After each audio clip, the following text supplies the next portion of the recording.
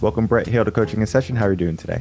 Great. How are you? I'm doing well. Thank you so much for coming on. Today, I have you on as a mindfulness coach and coach trainer. Coaches need coaches too. So I want people to realize that coaches just don't wake up one day and are amazing, right? We need guidance. We need mentors.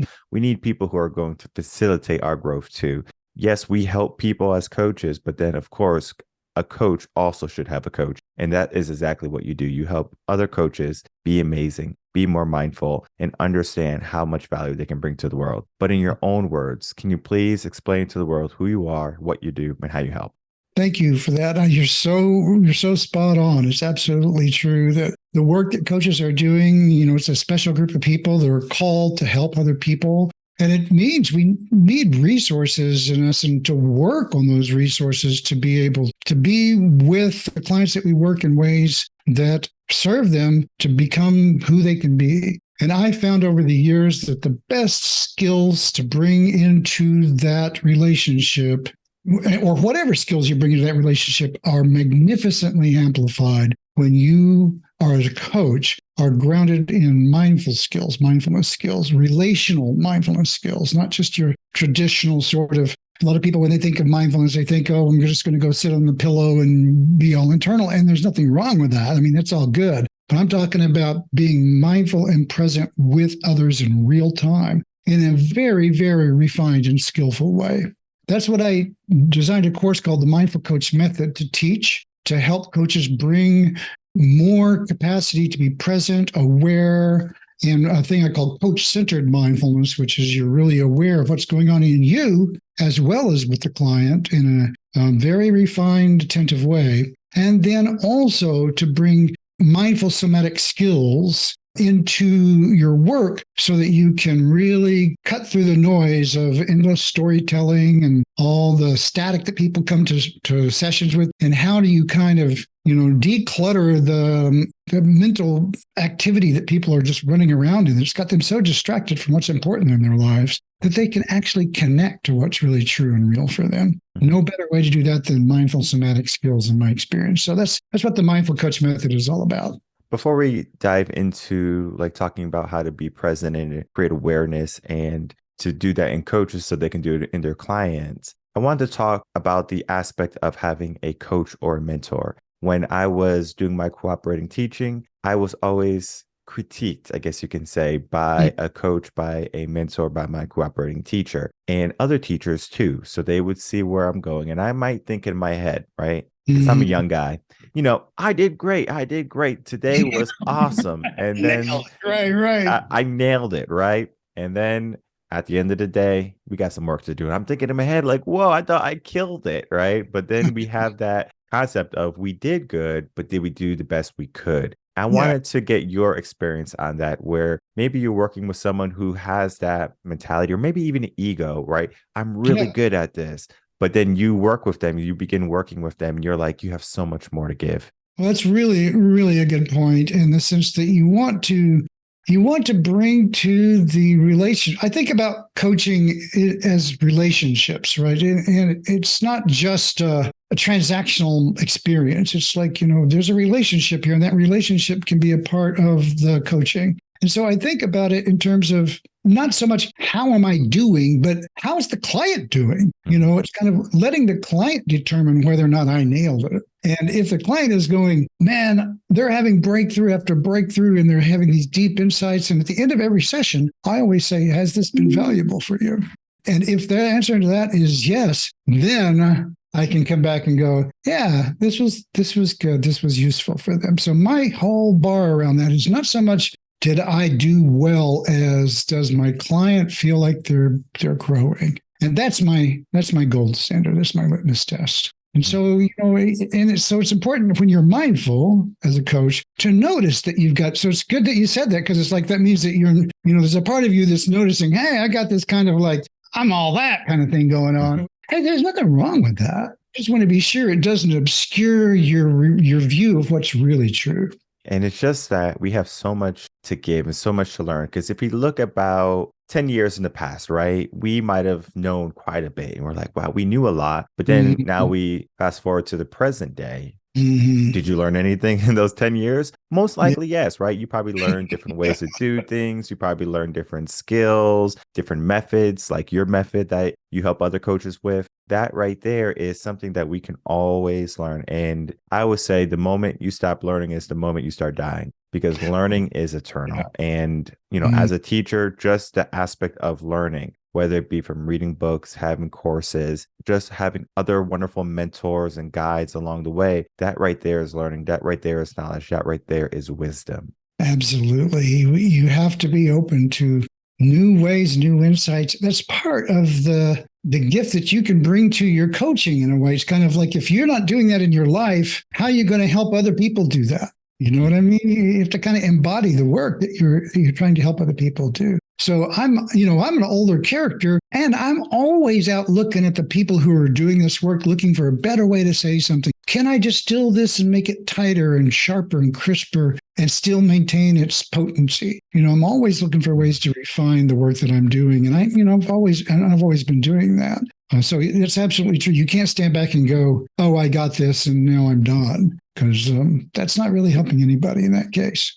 Then we get into the aspect of being present, because I am 100% a believer in you have to walk the walk and you have to talk the talk. So if Yeah. you're a coach, I'm not saying your life has to be perfect, right? Yeah. There's going to be ups and downs. There's going to be moments of grief and traumas and tribulations in your life, and you're going to have to get through that. And sometimes you're going to have to, be very emotional. Sometimes it's going to require sadness. Sometimes it's going to require maybe some anger. And then, of course, Mhm. figuring Yeah. out the balance, creating that homeostasis, finding out, and then being present. Because I always say that people don't realize they're happy until they're sad. It's true. So it's so funny because we can focus on the negative emotions, but the positive we just allow to pass us by every single day.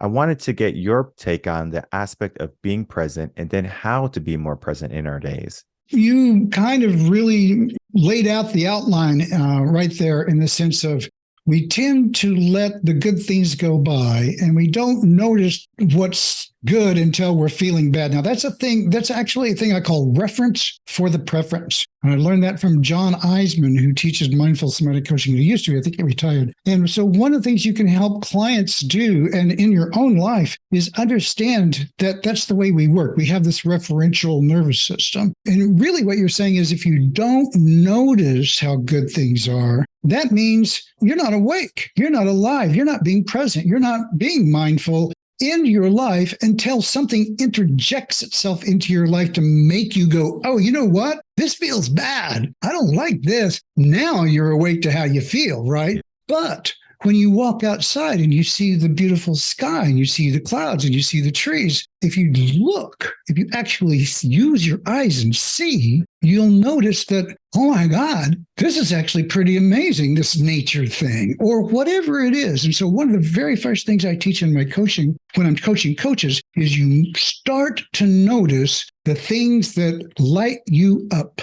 the things that cause you to go, oh, wow, that's really cool. And we all have them. We all have something that causes us to go, that's amazing. That helps us to begin to be more conscious and present with those naturally occurring moments in our life that feel good, and they're uncomplicated. There's no thought around it. Well, it could be good, but it's like this. None of that. It's just like, oh my God, look at that starry night. Look at that beautiful flower. Look at that beautiful face. What a great voice. Whatever it is, animals, flowers, whatever it is, gardening, whatever it is that lights you up, and really noticing.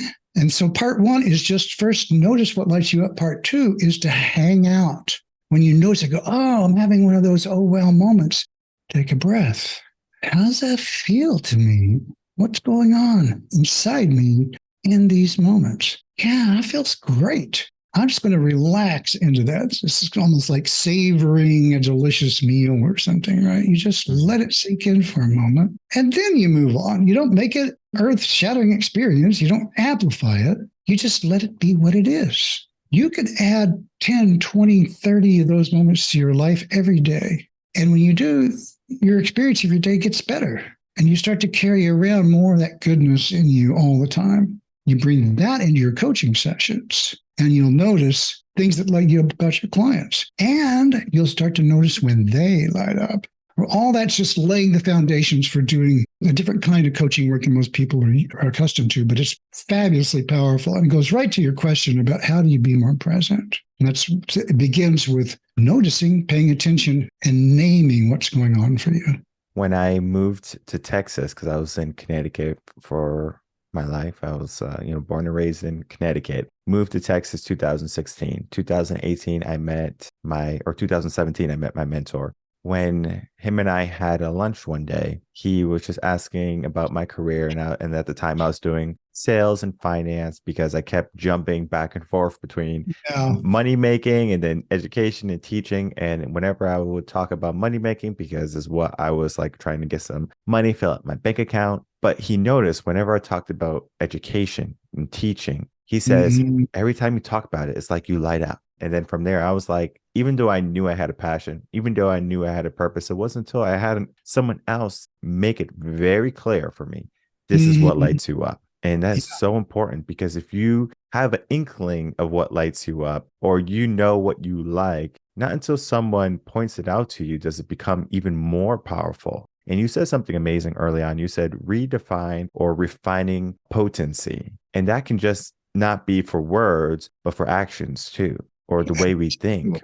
And that is so powerful, right? Redefining our potency, whether it's how we see things, because yes, I was an educator. I also wanted to make money. And then I was like, I'm torn between the two, right? Do I do what I love, or do I try to chase the money that I know is quick? I was fortunate enough to create a business that I can do my purpose and educate and teach and make money. But in the beginning, it was a building process for me where I thought the quick road was the best road. But in reality, it was building the brand, building up the business that led me to be more mindful, being more present in my day. Just before we got on, I told you this morning, I was doing a little bit of gardening. It seems weird because I don't like cutting the grass. But like, I will garden all day long. It could be hot sun. It can be cold. Typically, you're not going to be planting plants in the cold unless it's like lavender seeds or something like that. But I was like, I find so much joy in it. I paid attention to that. Making those small awareness windows where you're like, this is what is making me feel good. This is filling me up. We live in a world today that's very fast. People look for a quick fix, right? So just how I wanted a quick fix for my money, people might go to a quick fix to fill up their batteries. So they'll go on their smartphones or things like that. Do you feel that our technology is making it more difficult to be mindful, be aware, and be present?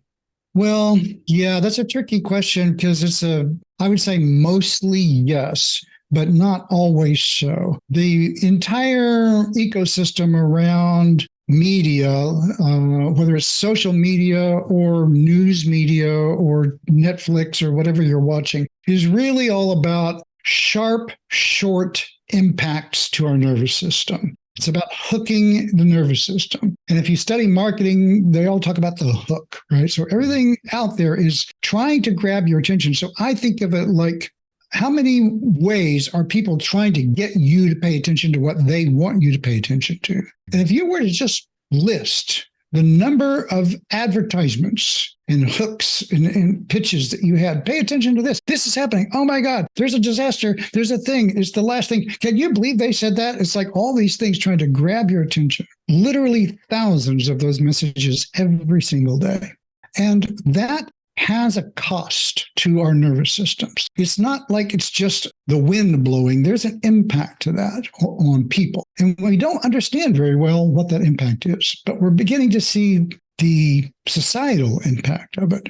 And there's not strong science to show a correlation here, but there's beginning to emerge a picture that when people are constantly exposed to these kinds of messages that we see all the time, which are largely fairly negative, then the impact at a cultural level is to cause people to kind of disconnect and lose the capacity to actually be in continuous rapport with something that's nourishing or good, because we lose our grounding about what is actually nourishing or good. like you were saying, should I make money or should I go with this other thing? And you had a mentor who said, you really light up around this to help you use this reference for the preference. I feel bad about this? Not bad, but it doesn't feel as juicy and rich, although it meets a legitimate need.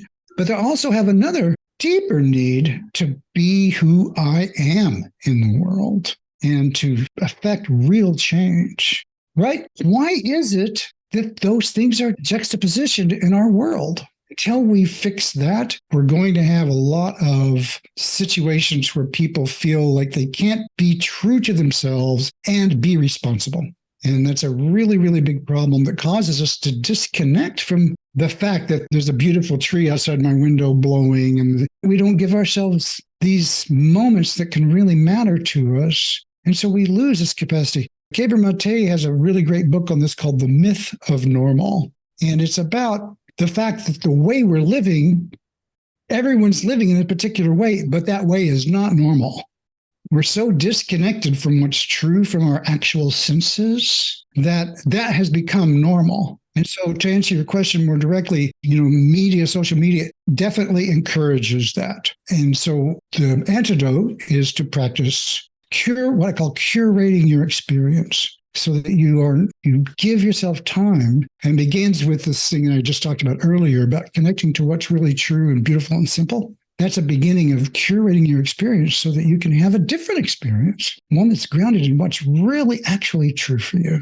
We give ourselves so much to do every single day. I mean, my to-do list is never without something. Mm-hmm. But I always have to make sure, just because I have a full list of things to do, it doesn't need all of my attention all the time. There's more important things. For example, I have a newborn. Now he's going to be, 11 months. Yeah.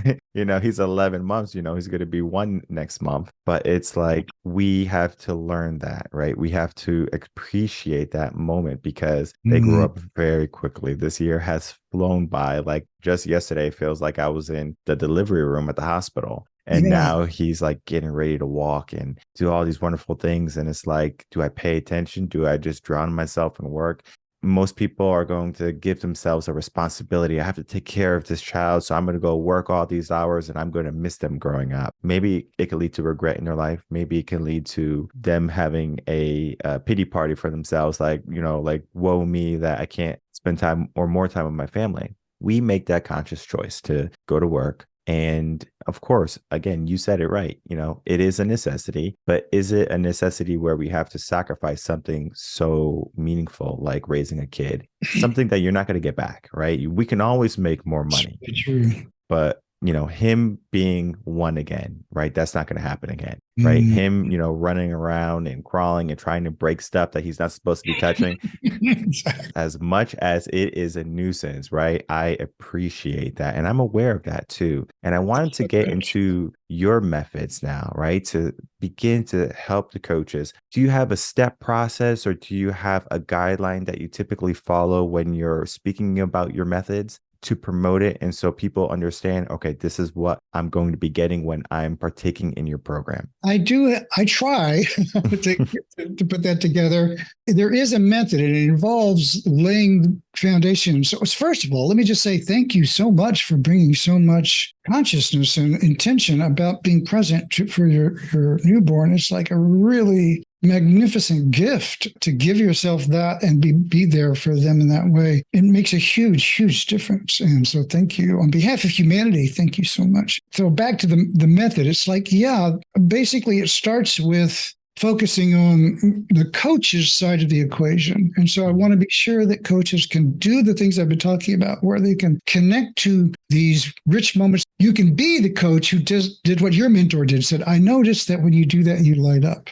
And then not just leave it with that, but have people really inquire into, what does it feel like for me to feel good about these things? Really, this is, I use a process I call, actually a copyrighted process called the somatic inquiry system. It's like somatic insight cycle. And so you help people really land in what they're actually feeling and learn to give voice to that. And so you are able to say, oh, this feels this way. So I might very frequently ask an odd question to either a client, and I'll help coaches learn to do this. I'll say something like, the client might say, well, that felt really good. And I'll ask them, how do you know it felt good? And that's a question that kind of goes sideways. And that's exactly what I want, because neurologically, I want to cause people to kind of go, what? Because whenever you go, an unexpected question comes in, the brain kicks into a learning state that it doesn't normally do. So those very uncomfortable moments, like when you're riding a bicycle and you're not sure what's going on, and maybe you got it and maybe you don't, those are very high states of learning. And so I teach coaches how to kind of invoke moments like that, cause a client to go, what do you mean, how do I know? So what's it feel like to feel good? How do you notice it in your body? So it's very in the moment. A lot of my work is very much in the moment. Whenever people do that, they begin to get in touch with what's really true for them. It's like, you know what? I really am tired of the way these people treat me. I am really sick and tired. And you start to get in touch with the real anger around it that they've been holding on to because they can't say it at work or whatever, or the real joy that they have around something else. Whatever is actually true starts to begin to make itself known. Then you can actually begin to work with what's really happening in someone's life. At the end of the process, people get in touch with what they're really all about. Like you mentioned, gardening, you can do gardening all day, right? So that's something about you that's really foundationally connected to the experience of gardening. It really connects you up in some foundational way. And if we were doing the method with you, I'd say, so what goes on for you when you're gardening? How do you know that you could do it? And really invite you to really sense into that. And then bring the you that's the gardener, that experience, that as a resource into your life. Now, you're already doing this brilliantly, as far as I can tell. Bringing that more mindful, present, nurturing you that's actually grounded in your senses of experience of the earth into your work and into your relationships and into your family. So this work is very much about resourcing people so that they can have those resources available to them when they're under stress. So one of the things I say is, if you want to be resourceful under stress, you have to practice being resourceful when you're not. And so it's really a lot along those lines. And I'm going to use my own life because I like to use me as the example so people don't feel attacked or like, oh my God, like he's using a client or something like that. So I always use me as an example. So gardening, right? I grew up in Connecticut, like I said. In Connecticut, we have like one growing season, right? You can start in May, around May, and you're going to be harvesting in July and August. My great-grandmother, she was from Puerto Rico, and she gardened in Puerto Rico. And when she moved over to the United States, she eventually got her house, and then she had a nice area where she would always garden every summer. In the beginning, it's like, oh, I have to go plant weeds, or de-weed, not plant them, de-weed and plant the plants and all that stuff. And you learn an appreciation for it. And, just kind of like a pastime, me looking back at the relationship, because it was a really powerful relationship for me, because I learned so much from her. She was basically like my second mom. And, she was there. She raised us. She taught us how to be caring. And then, of course, the gardening aspect there. So when I do it, it's kind of like I'm reminded of that warm feeling where it's like my foundation of me growing up there with her. And, just having that positive spirit, because if you ever talk to her, if anyone ever talked to her, they always fell in love with her because of her energy. And she was just always there. And I remember sometimes we would go to the grocery store. This is when she was in her 80s at the time, and she was still going into the grocery stores and things like that. I was in college at the time. So her and I would go to the grocery store, get her the groceries that she needed. It was always strange for people to see us together because I'm super, super tall and she's like 5 feet or something like that, or like 4'11", and I'm 6'4". So it's a big disparity or big discrepancy in our height. So they see this tall giant helping this little lady, right? And everyone can tell, right? Like, oh, that's his grandmother. And everyone will come up to us and they would say how they're so happy that we're shopping together because they don't see it enough. And that, like, I was raised right and to keep doing this. I even had people who would ask me permission to hug her. And then I would and then I would look at her out and I would say, do you want to hug it? She's like, of course. And then so Yeah. she was always that bundle of joy. So whenever I garden, I'm reminded of that. So not only can I be present, but then I can also reminisce of the good Mhm. moments in my life. And that kind of gives me even deeper purpose because there was people behind me or before me that led the way. Because I always say that you have someone who cared enough, especially if you're an adult today, who cared enough about you to take care of you. Because when you're a newborn, there's not much that you can do for yourself. Yes, you can cry and complain and you poop your diapers and stuff like that, but that diaper needs to be changed. That belly needs to be full, right? You have to make the bottles or you have to have the mom present for breastfeeding. There's just so many factors that are there that we're not aware of when we're growing up. And when you're a teenager, you don't even pay attention to it. You just think, oh, mom and dad is mom and dad, but they Mhm. don't see the sacrifice. They don't see behind the scenes. I wanted to get your some wisdom on it, right? Behind the scenes of things, right? Just how I explained my story in the past, right? There's always a story behind a person. Do you think that story can create a deeper meaning into mindfulness, or can a person create a deep, deep meaning of mindfulness even without a past remembrance? Well, that's a really good question. And, you've got a really, really rich experience in this, this nurturing, compassionate, accepting, gracious relationship that you had. And it helped create a way for you to relate and experiences in your life and there are a lot of people who have not had that, who had very contrary experiences, people who were aggressive and mean and making people small, people that should have been those things for people, that should have been supportive and nurturing, not being that way. So that becomes, in one world, it becomes what you might call a missing experience. Like what you're talking about should be normal. In an ideal world, everyone would have these loving, supportive relationships in their life as reference points and also as containers for us to grow and mature in, to hold us so that when we become adults, those become foundational to who we are, as they have with you. And it's beautiful to behold. But a lot of people are really wounded in that way. People who are supposed to be loving to them weren't. And so they didn't get that. And so a lot of people come to coaching and therapy kind of struggling with what should have happened that didn't. How do you recreate that? So your question is really key, because can you still connect to beauty, life, abundance, resourcefulness without having had that container to grow up in that? And the answer to that is yes. But it's not necessarily easy. You're going to have to, it's sort of like saying, can you have a happy life if you have a broken leg?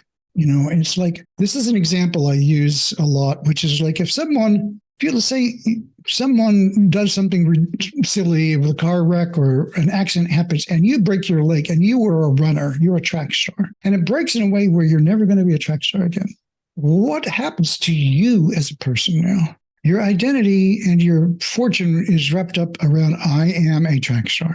And now that's gone. And it's unfair. It shouldn't have happened to you.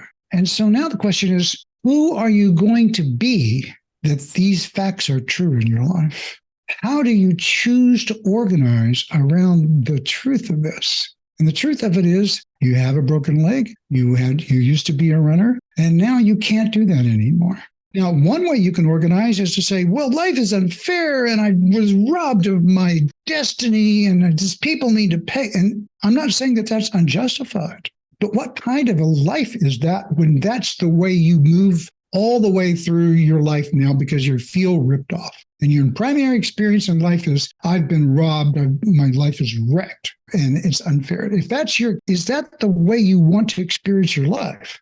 Or you can look out and see the beauty of the tree. You can see the sky. You can appreciate the earth. You can live in the moment that's happening right in front of you, which isn't about what you've lost or what you've gained. It's just the moment that is right here, right now. Let yourself have that and then see what happens to all your story. And what happens, and I call this in general, the story of who you are. The story of who you are tends to back off. And the bottom line is that you are not your story. You are something deeper than that. So that you can be connected to all the things in the magnificence of the fact that we're actually standing here breathing is such a rare, unbelievable moment in the wheel of time.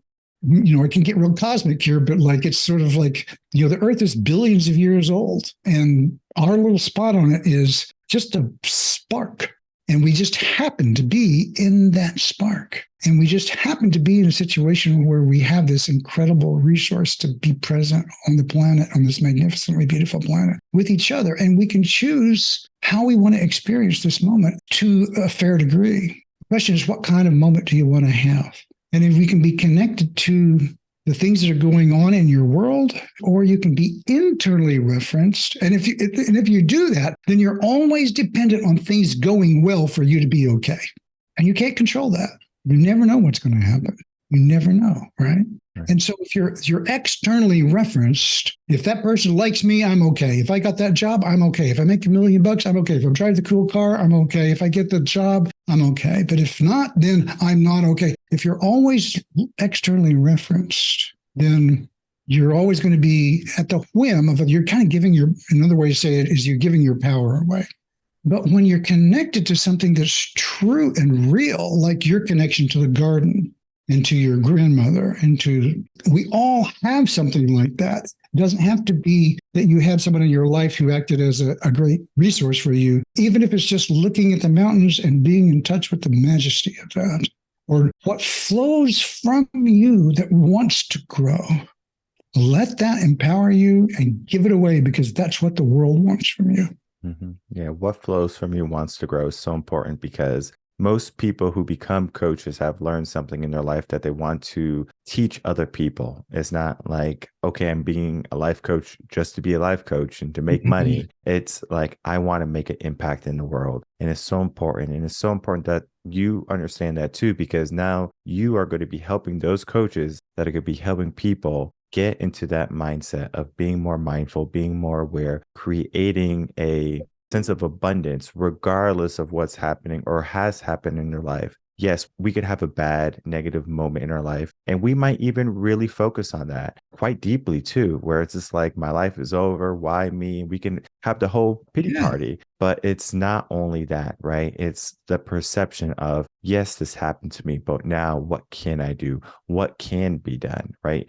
You said some wonderful things in here, and I want people to rewatch this because it's so profound. Our conversation, I could probably talk to you all day about this, because mindfulness is one of those things that is not something that is a quick drop, read a book and you're mindful. It takes years and years maybe of practice and of guidance. So if you're a coach and you have a good mind, I can guarantee you that there's going to be room for improvement. Heck, even I can improve. And that's why I have coaches. That's why I have mentors still with me today to guide me, to help lead me, to point out the areas where they can see some improvements. And so I can implement those improvements, because no one is perfect and everyone has the opportunity for growth every single day. And every single day is a blessing to be alive and to grow. And it's so important, the work that you do, because you're helping coaches grow. And then from there, their clients are growing too. As our final minutes here, please share with us any last words, and then please tell the audience where they can find you. Sure. It's been great talking to you. I really enjoyed this, and the work that you're doing is really great. And I just want to encourage whoever's listening, coaches out there, take a moment, really connect to what is it in you that wants to help other people, and find a way to improve, find a way to refine your skill, to master your craft. The Mindful Coaching Journal, there's a quote that says, mastery of coaching requires mindfulness. And so really, if you haven't actually sat down and begin to study that or practice it, start. You can really make a big difference in your life in 4 or 5 weeks of intentional practice, and it will dramatically improve your coaching. And so people can find me at a couple of ways. The Mindful Coach Method, it's just mindfulcoachmethod.com, is my main page for the training that I do. But I also want to let people know about the mindfulcoachassociation.com. where you can sign up as a coach who's aligned with mindfulness in your work and in your life. It's a free listing. Put your service out there. People can find you on Google. You can post articles, post your events completely free to the community. So go to the mindfulcoachassociation.com, list yourself there, and you'll be getting all kinds of stuff from me about events that we have for members. And it's a really great and rapidly growing community of kindred spirits who are trying to do great things in the world. So check it out. Perfect. And I will put both of those links in the description box below so people can easily find you. They can sign up. Coaches, you can sign up to be in that association, because being a part of a group like that is not only going to be about getting new clients, it's going to be about growing yourself too. Because being in that area or being in that realm of other wonderful coaches that are working on mindfulness continually, daily, and have a wonderful mindset already and are mindful and aware and present, that right there is just going to rub off on you, right? We are the product of the closest people we keep around us. So keep people that are going to bring you into abundance and bring you into mindfulness, whether it be a day at a time or a program at a time. I want to thank you so much. Exactly. I want to thank you so much, Bret Hill, for coming on Coaching in Session. Great conversation today. Thank you.